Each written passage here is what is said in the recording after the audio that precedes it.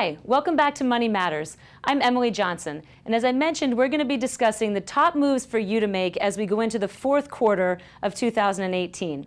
So I'm going to discuss a couple of topics for short-term planning going into Q4, as we call it, and a few for long-term planning. And I know you've seen, if you've watched the show before, you've seen my amazing circles. So here's our short-term funds, here's our medium-term funds, and here's our long-term funds. So we're going to be focusing first on our short-term funds. So what are some moves that you can make as we go into the fourth quarter of 2018 that will benefit you for the long run and for the short run? The first has to do with, and we've talked about 529s a lot in the past, the first has to do with a change to the rules for 529s that came about as a result of the new tax laws. So as you're aware, 529s can be used to save for college. The funds that are contributed to 529s, if they're in South Carolina and you're a South Carolina resident, actually receive a state tax deduction. Then those funds grow tax-free, and they can be removed from the account for the benefit of a student, whether that student is related to you or not, for the use of college. It has been college. The rule was changed earlier this year with the new tax rule to include the use of those 529 funds for K through 12 education. So that had not been the case previously. So if you have contributed to a 529, chances are you were doing so with the intent of taking those funds out when the child or the beneficiary was in college. Now, you could actually use those funds that are in a 529 for private school education for kids that are in K through 12. So what does that mean and how is that relevant? Well, if you're a South Carolina resident and you invest in the South Carolina 529, which is called the Future Scholar 529 plan, every dollar that you put in, you receive a state tax deduction. So if you're in the top tax bracket in the state, it's about a 7% tax deduction, meaning that you get basically a 7% cut on every dollar that you put in there. There's a benefit for you. And those funds grow tax-free. So if you have a child or a grandchild or a niece or a nephew that happens to be in private school, K through 12, and you make that contribution, let's call it $10,000, that $10,000 goes into that 529 and you receive a state tax deduction for that $10,000 at the end of the year or when you're filing your taxes. Those funds then can be removed from the 529 for the benefit of that child to pay for K through 12 education.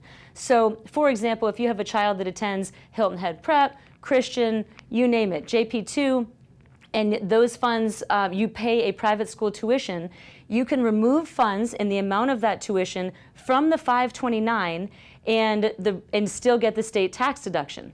So even if the funds just stay in there, let's say you make the contribution today and the funds stay in there for 1 month and then you remove the funds to pay for your tuition whenever the tuition is due, you still receive that state tax deduction.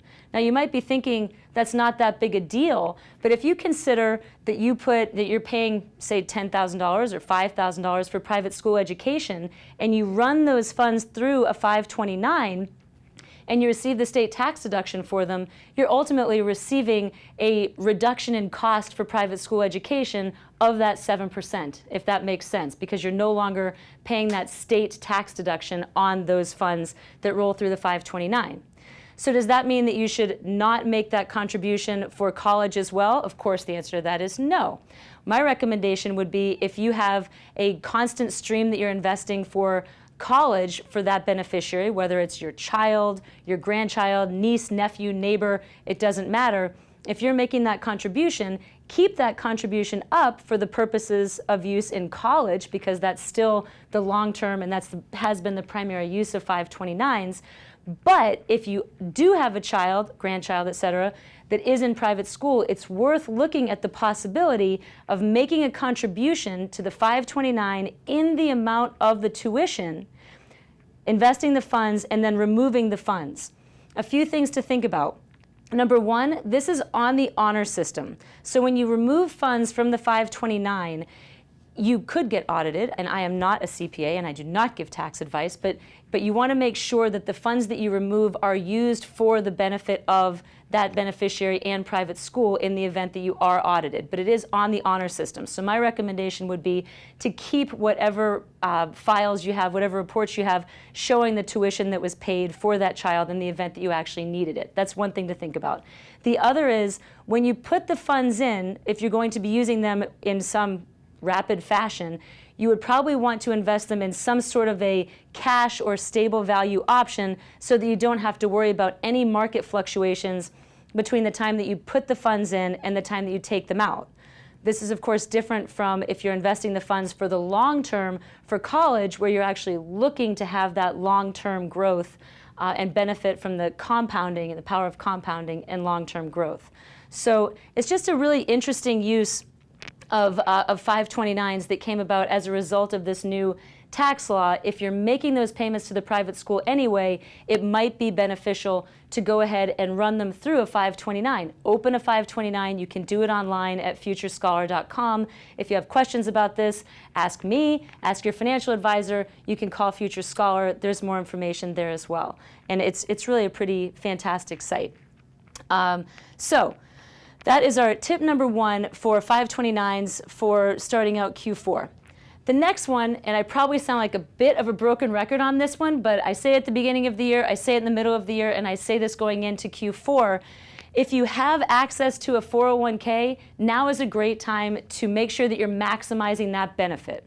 So if you're going into Q4, which is of course starting October the 1st, and going through the end of the year, and you look at the contribution that you've made to your 401k year to date, and if it is less than what you think you can make by year end, then it might be worth upping that contribution between now and the end of the year.